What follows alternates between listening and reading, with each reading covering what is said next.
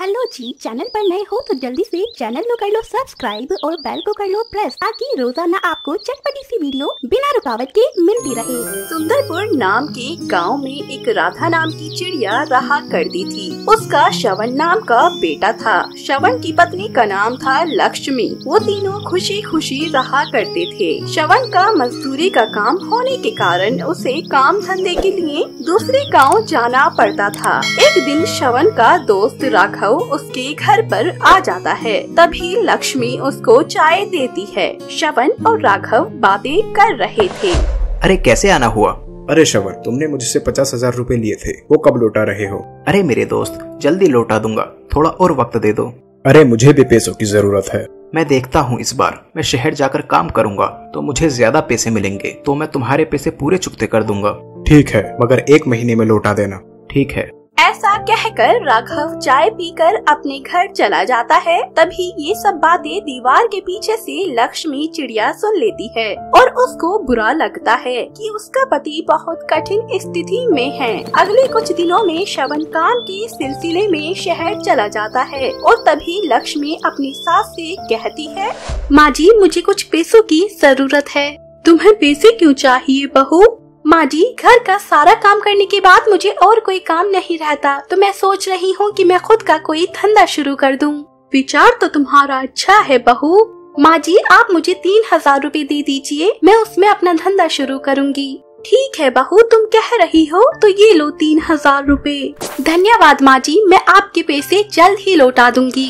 ऐसा कहकर लक्ष्मी चिड़िया वहाँ से चली जाती है और लक्ष्मी बाजार जाकर होलसेल दुकान में जाकर दुकानदार से कहती है, भाई साहब, मुझे आप 5 दर्जन अंडे दे देना और साथ में पाव भी दे देना। मुझे हर रोज अंडे और पाव लगेंगे, तो आप अच्छे दाम लगाइएगा। मैं आपको अच्छे दाम ही लगाऊंगा, मगर आप क्या करने वाली हैं इतने अंडे और पाव का? भाई साहब, मैं नया धंधा शुरू करने वाली हूँ, ऑमलेट बनाने का, इसलिए मुझे अंडे और पाव हर रोज लगेंगे। अच्छा, आप कहाँ खोलने वाली हो दुकान? मैं आऊँगा आपकी दुकान पर ऑमलेट खाने के लिए। मैं मेरी दुकान घर के सामने डालने का विचार कर रही हूँ।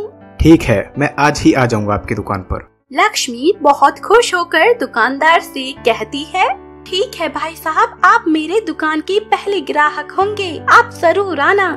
जी। ऐसा कहकर लक्ष्मी सामान लेकर अपने घर चली जाती है और अपने घर के सामने एक छोटी सी दुकान लगाती है जिसमें वो काम की सब चीजें रखती है। तब दुकान पर लक्ष्मी ग्राहक आने का इंतजार करती है। तभी दोपहर के समय वो दुकानदार उसकी दुकान पर आता है। मेरे लिए आपके हाथ का स्वादिष्ट ऑमलेट बनाओ बहन। जी, अभी बनाती हूँ।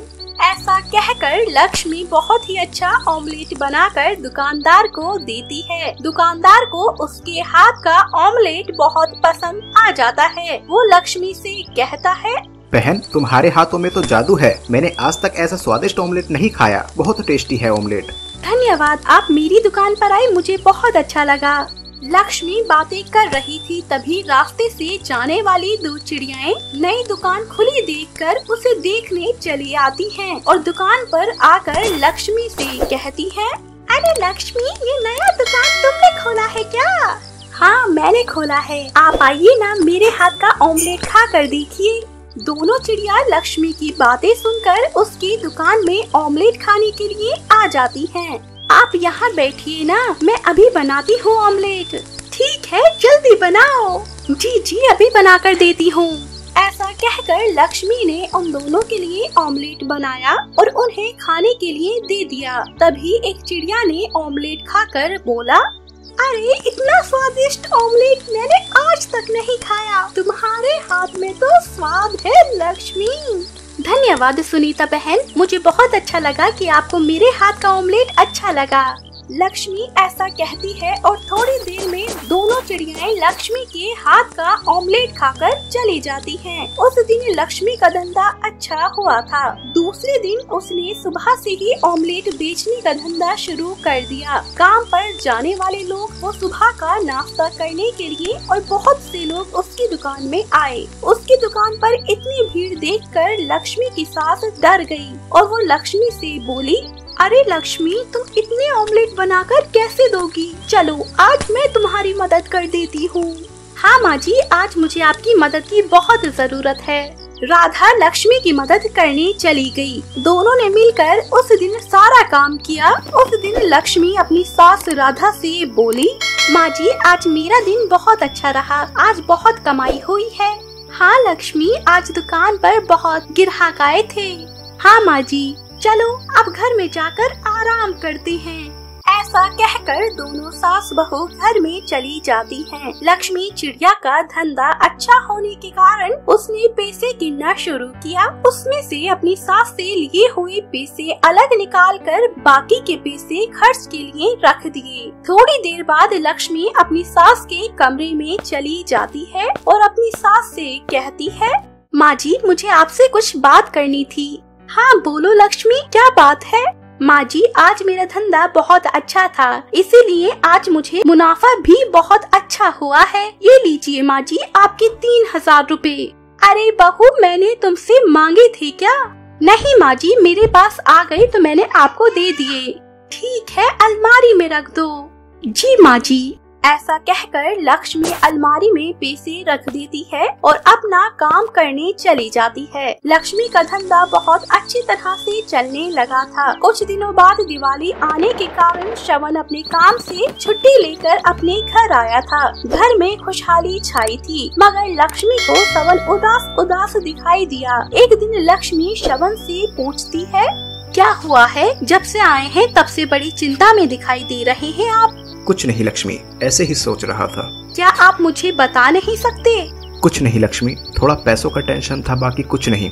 पिछली बार हमारे यहाँ राघव भाई साहब आए थे, तब मैंने उनकी और आपकी बात सुन ली थी। आपको उनके पैसे वापस करने हैं ना?